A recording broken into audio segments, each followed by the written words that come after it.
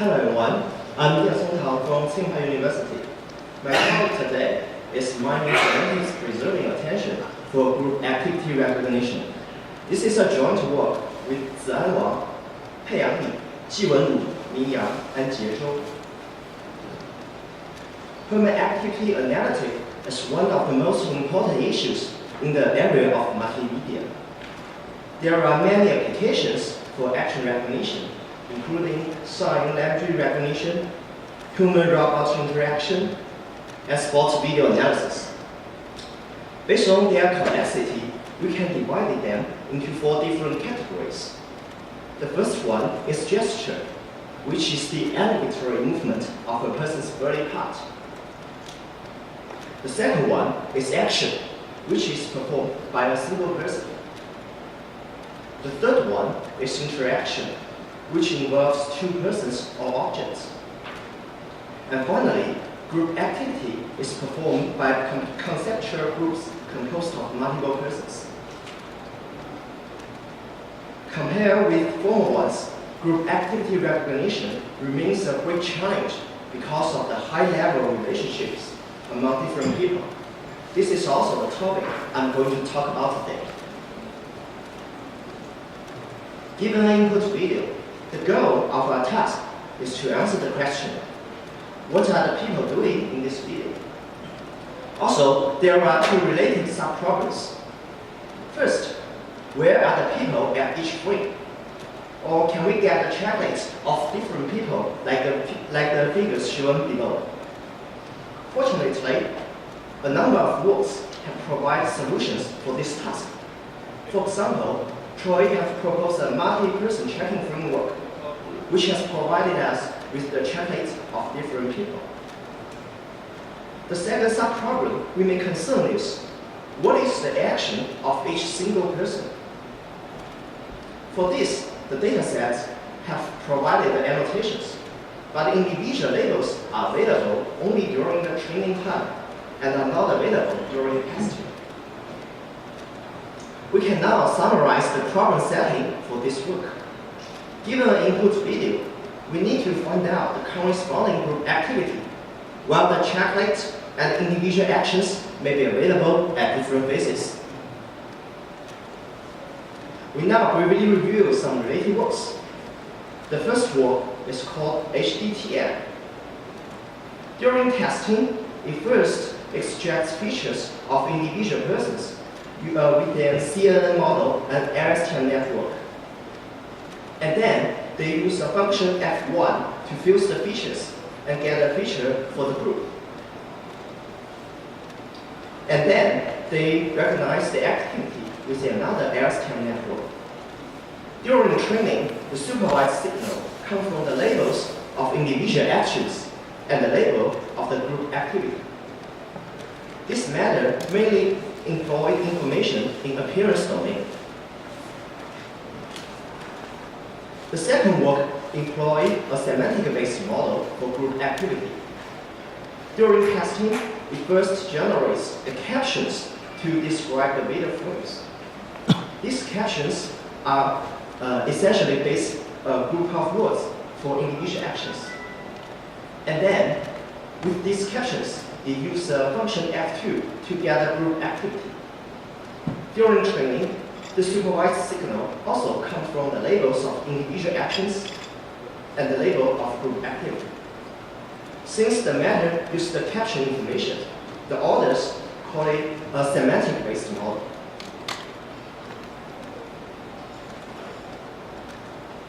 Different from these 2 methods, our method aims to adequately leverage the relationship between the labels of individual actions and the labels of group activity. We wish to distill the knowledge in F2 learning a semantic domain to guide the training process of F1 in the appearance domain. Thus, it can further improve the model's performance. Second, our work is related to attention model, which aims to select the most informative part from the global field.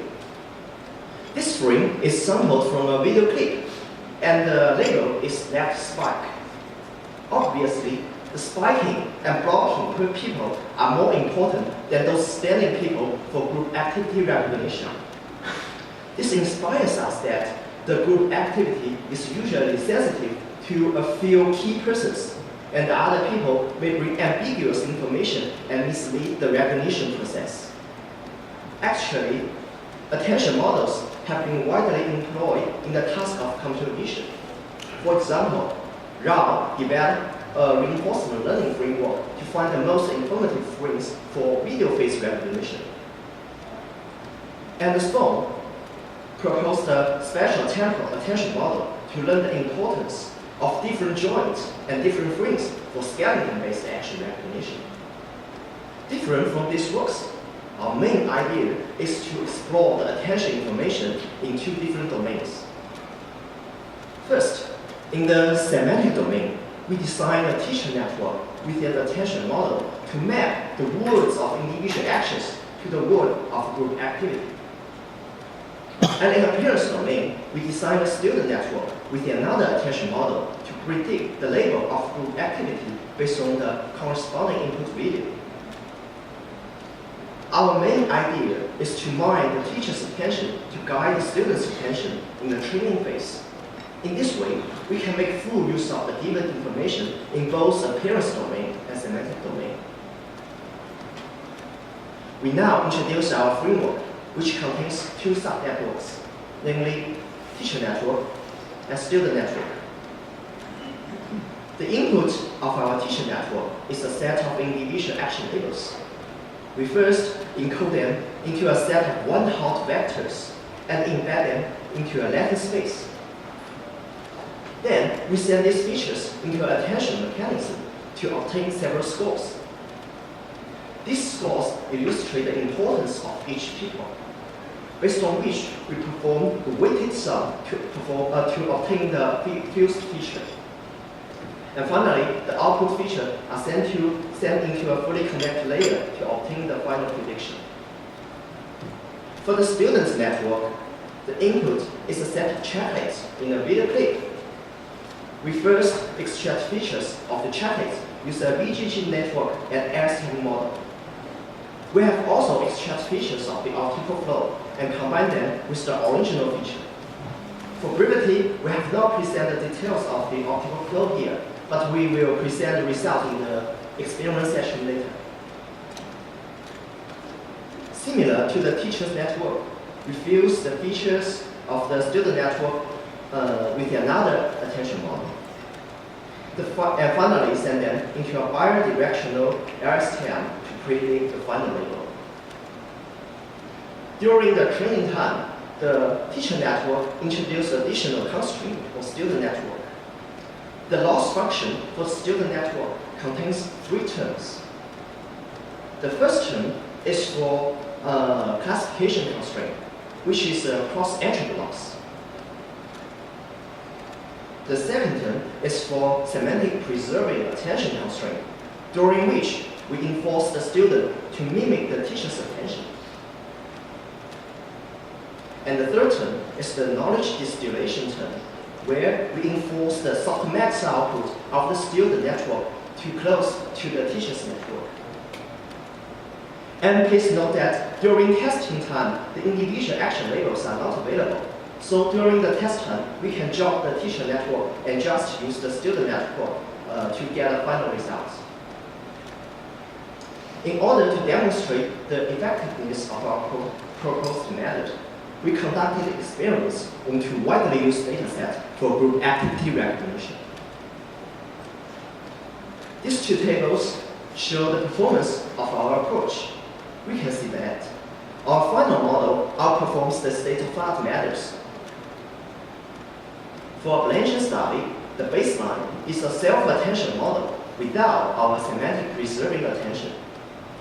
We can find that combining the optical flow, semantic-preserving attention, and knowledge distillation constraint can lead to improvements over the baseline model. We also show several visualization results of the learned attention.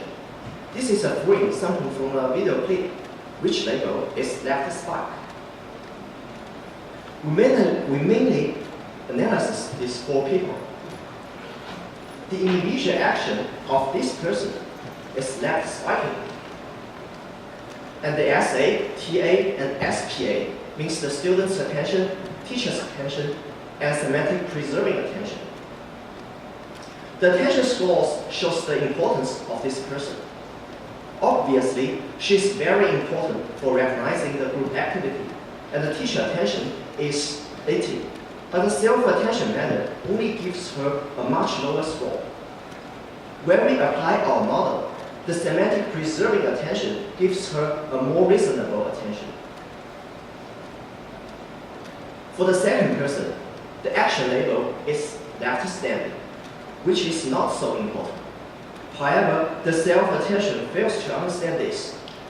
With the help of the teacher network, the semantic-preserving attention will tend to ignore the people with less information. These two people on the right present similar results, which show the effectiveness of our method to find the key people and discuss the misleading people for group activity recognition. Now, we present the computational time of our method. Without utilizing optical flow, it only required additional 2.4% of time to train the teacher network. And it takes about 1 second to predict the group activity label, which can satisfy the real-time applications. When combining the optical flow, the performance increases, but it is slower. As the future work, we will try to achieve a better trade-off between the accuracy and efficiency. Finally, we summarize our work. We have developed a teacher network to adequately leverage the prior knowledge in the semantics domain, and it only takes a little more time. We have explored the contextual information of different people by transferring the semantic-preserving attention to a student network in appearance domain. To our best knowledge, these are original efforts leveraging attention in both semantic and appearance domain to perform group activity recognition. That's all. Thank you. Thank you. We're good on time. Is there any questions?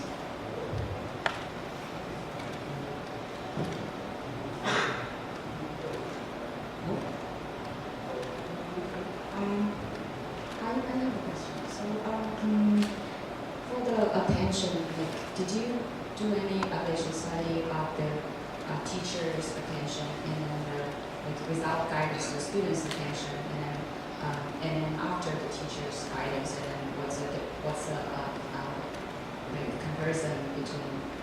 Okay. Thank you for your questions. We have done the evaluation study.